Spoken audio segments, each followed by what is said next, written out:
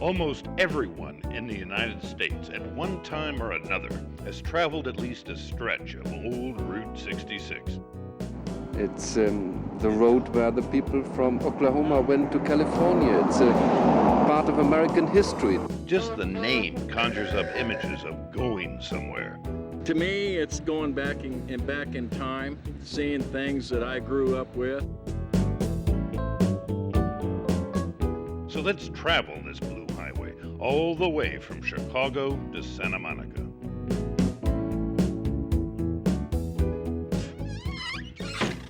Hello, and welcome to Blue Highways TV, traveling Route 66. Blue highways are those roads you see printed in blue on your road map. They are anything but super slabs that speed cars and trucks across the nation at 75 miles an hour. No, you take the blue highways to slow down, savor life, and begin an adventure. Although Route 66 never actually went to the Grand Canyon, it did pass close by as it cut through Williams, Arizona. Some travelers then detoured north to see one of the great natural wonders of the world.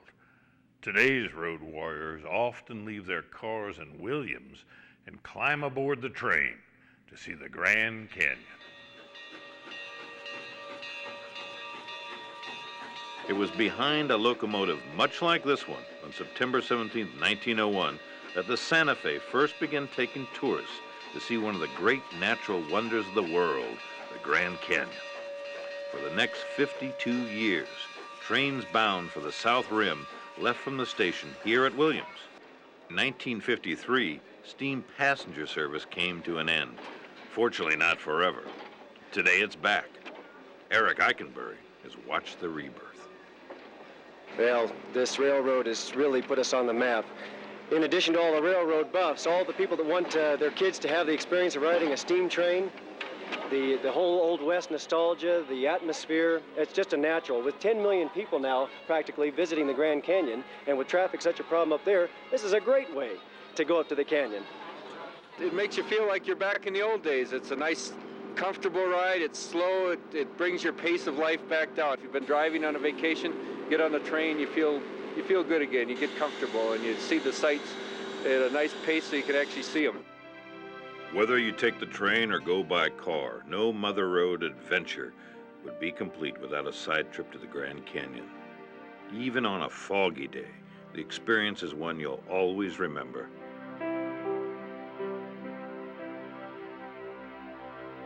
Shortly after the last stretch of Route 66 was bypassed near Williams, Arizona, many felt that the book was finally closed on the Mother Road. They predicted that the old highway would become a sad footnote to history. But, as Suzanne and I were soon to discover, it was just the end of one chapter and the beginning of another.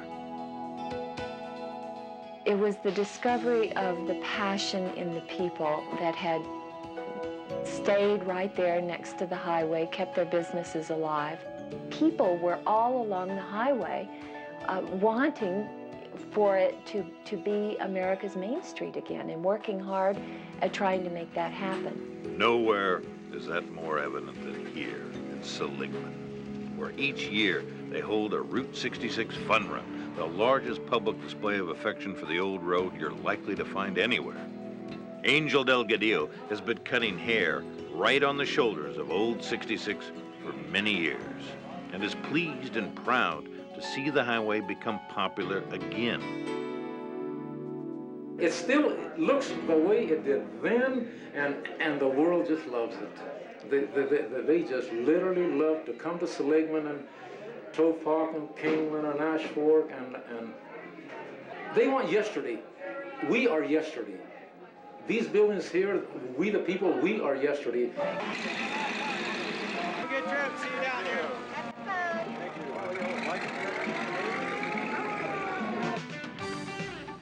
Seligman sets the scene for the rest of the Mother Road through Arizona. Route 66 today, where it's still possible to get out there on the open two-lane blacktop roll down the windows, crank up the radio, and see the West the way it was meant to be seen.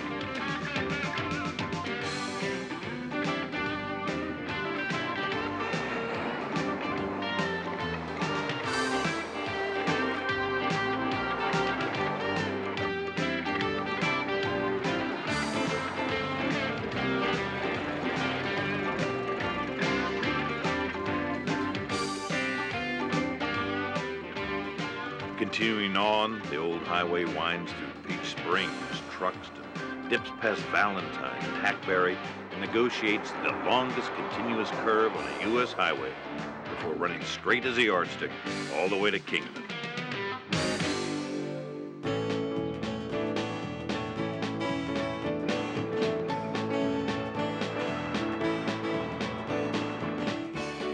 Kingman is another one of those steadfast Route 66 towns. During the annual fun run, this is where road warriors turn into the city park and show off their classic machines. That's 57 Seabird. We've owned it for 13 years. We drove Route 66 from Dwight, Illinois to Flagstaff in it last summer. 1931 Buick. Runs great. Drove it to Denver last week. Well, we have a 1955 Pontiac that belonged to my grandmother. It was got new for her in '55 by my father. If you like the car, I'd like for you to see the trailer. And my husband Bob will tell you about that. What we have here is a 54 Ford styled rear end, complete fiberglass trailer. The boat on top is removable. You can take it off. Sleep in here, got a small closet in the front and a chuck box area in the back. That's a toilet. That's it. It's all you can say about it. You need it once in a while, so I got it. I put that on there myself. That's an aftermarket item. From Kingman, Old 66 Highway passes through the striking Sacramento Valley before it begins its arduous ascent up the old Gold Hill grade toward Oatman.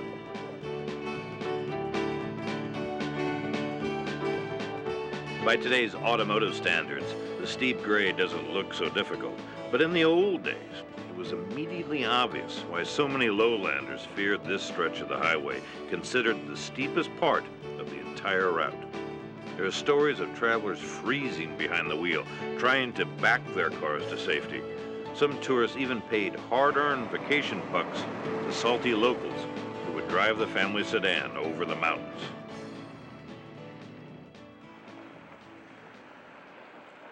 But once the highway topped Sitgreaves Pass, it was downhill all the way to Oatman, a gold mining town that to this day will not die.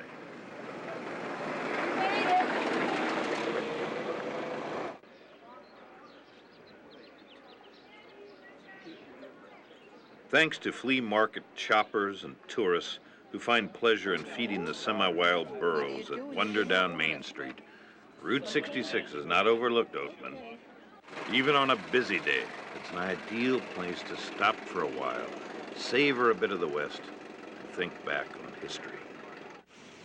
Right at the turn of the century, gold was discovered in this vicinity. And from that, it just kept growing in the whole area until there was several $1 million worth of gold taken out here at its peak, which was in the teens, basically, up until World War II, when the president signed an executive order saying that all gold mines must close. Then it kind of became a ghost town as such. Not a true ghost town, because there were always a few people living here. Billy Joe Moore once owned the Oatman Hotel, where, believe it or not, in 1939, Hollywood movie stars Clark Gable and Carole Lombard spent their wedding night, and where some say their ghosts linger. The ghosts of Gable and Lombard aren't the only spirits said to be residing at the Oatman Hotel. Guests and employees alike report sensing many different entities all over the aging inn. Next, we'll make our way into California on Route 66.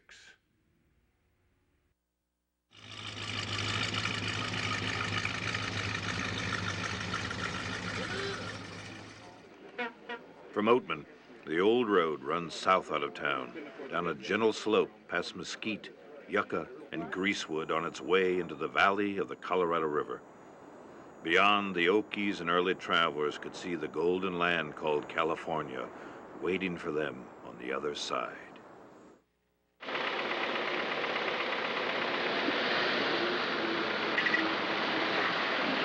When Steinbeck's Jode family finally reached the Colorado River, they shared the same mixed feelings that many of the Dust Bowl migrants must have felt after such a grueling journey. Well, there she is, folks. The land of milk and honey, California.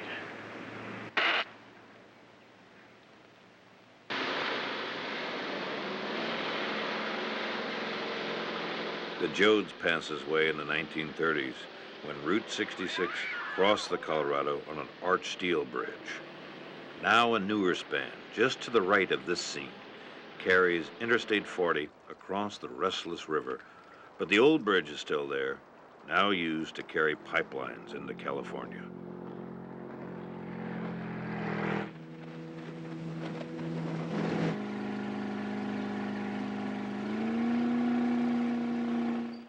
In California, Route 66 developed out of a dirt and sometimes wooden plank trail that followed the railroad tracks across the Mojave Desert. From the river, it followed a circuitous route toward Needles. Needles was an early desert crossroads named for the sharply pointed peaks of the Black Mountains of Arizona back across the river.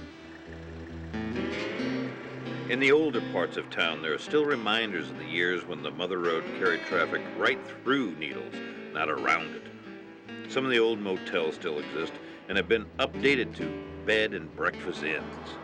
Hank Wild just remodeled the old Trails Inn and has seen a rebirth of his hometown. Route 66 is starting to pick up our business here in the community, and hopefully we'll be able to build on that. But historically, Needles has been said to be the hottest place on earth, so hot it can make a rattlesnake sweat. It does get a little bit hot here, but you know, we don't have snow up to the ears of a giraffe, you might say. We have a couple of months of somewhat uncomfortable heat, but then all of Needles is air conditioned. Although Needles, like the rest of the desert country, may be sweltering, to this day, the tourists are still coming. But most pause just long enough for food and fuel, and maybe a good night's rest, before heading out to what many consider the most dangerous desert on earth.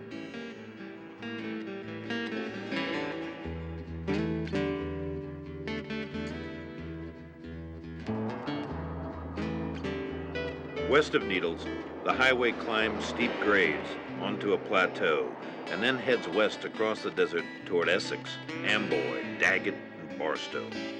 This was some of the most desolate land the Mother Road would cross, and it still is today. Beyond the grade, the Mojave turns into bleak flatlands where at dusk temperatures start to become halfway civil, and in the winter it gets bitter cold. Out under the heavens here, travelers can see forever.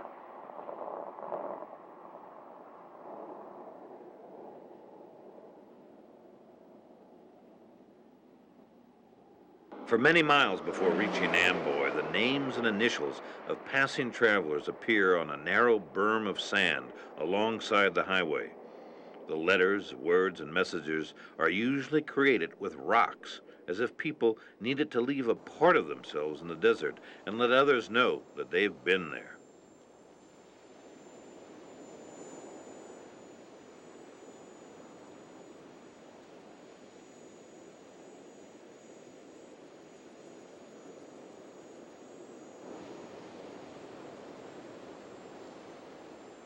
This long, lonely Mojave stretch between Needles and civilization is still considered one of the most grueling legs of the entire Route 66 journey.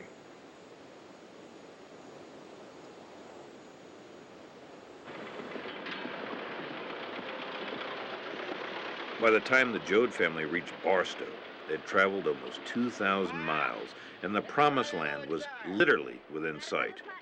In the 1930s, most Dust Bowl refugees chose to leave the Mother Road at Barstow and head west toward Bakersfield at the southern end of the lush San Joaquin Valley. But to those who stuck with Route 66, they would next have to curve southwest out of Barstow, along a plateau that gently rises toward the distant San Gabriel Mountains on their epic journey to the Pacific Ocean. It is only a few more hours now, and the journey will be over, far from the dust and despair, in a new land where many travelers still hope to launch new beginnings.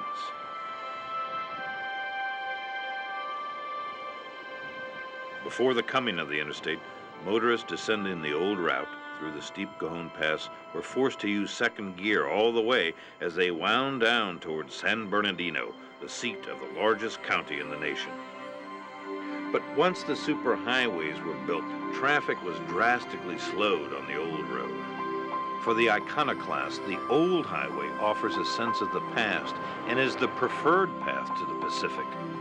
Bill Lefevre, who often travels the Mother Road by himself on his trusty Harley, likes to watch trains from this section of the road called Blue Cut. Well, it's my roots, I believe, because I was born in Pasadena, California in 1946.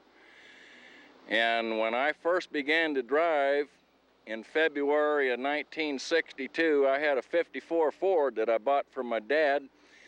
And as you'll recall, Route 66 was a pretty popular song on the radio back in those days. And I can remember driving along, listening to that song on the radio. Plus, I'm a railroad fan, and a good majority of the east-west railroad traffic goes along Route 66. To me, it's going back in time, seeing things that I grew up with and things that are rapidly disappearing.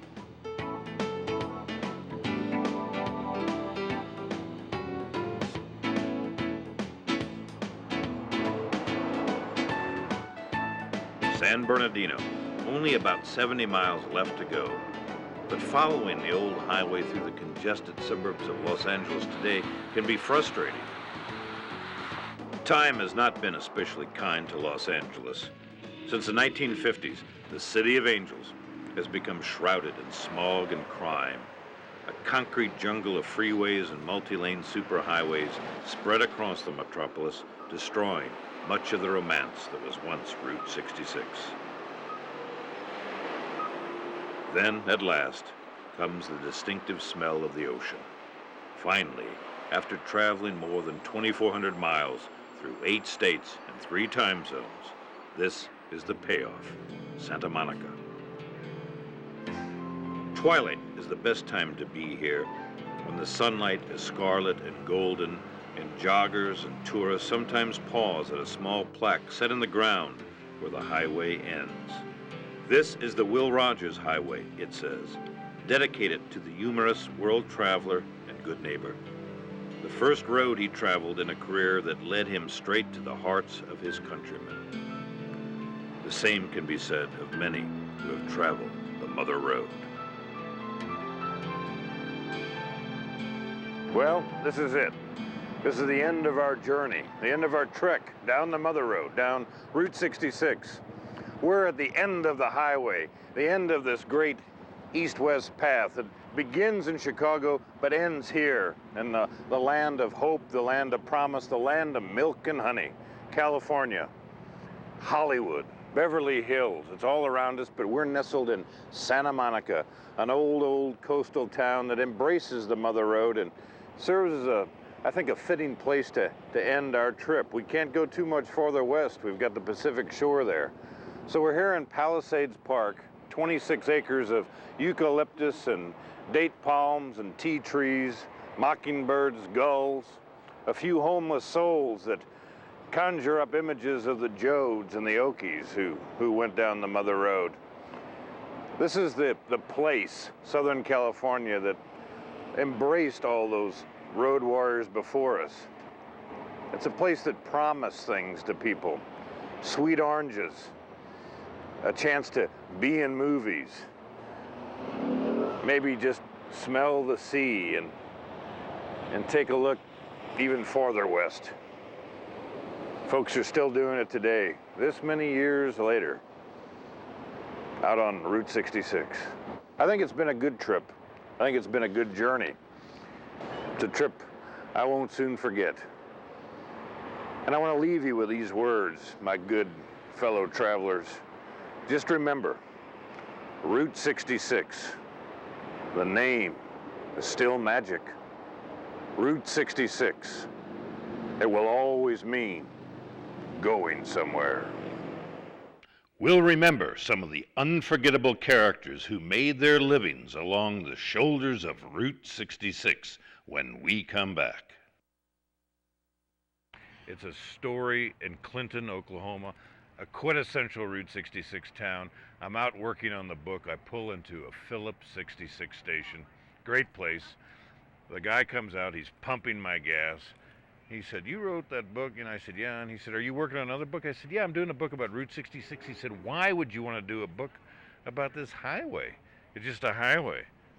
And I said, "Well, I'll tell you what, pal, let me turn it around on you. What does Route 66 mean to you?" He said, "Well, it's the main street of town. It's the road I live on. It's the road I do business on. My grandfather started this station. He worked for Uncle Frank Phillips, started this station. My father worked on this station. Now I'm running it. My kids are going to run it. My grandfather and father are buried right over there in that cemetery right off 66. I went to Vietnam right after I graduated from the high school, the Red Tornadoes, and I went to Vietnam, caught a bus right there. There go my kids in a school bus. They go to school there now. And he looked at me, and he was crying.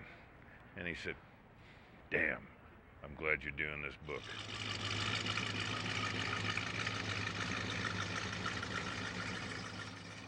I'd like to leave you now with one last look at some of the great people, my friends, who have helped make America's Main Street what it is today, but are no longer with us. A salute to our angels of the highway.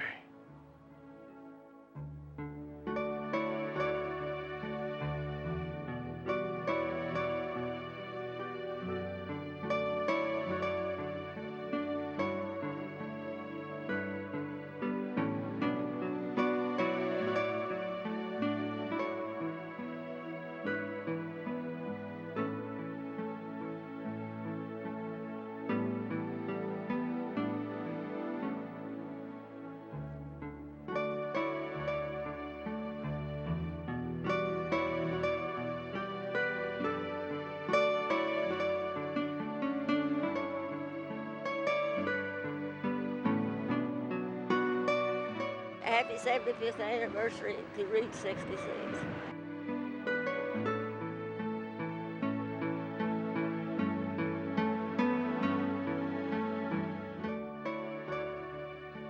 That's our salute to a few of the colorful people who have contributed to the legend and lore of Route 66 over the years. On our next Blue Highways, I'll look at some of the unique places and surprising attractions along the Mother Road. Until then, I'm Michael Wallis. Travel well.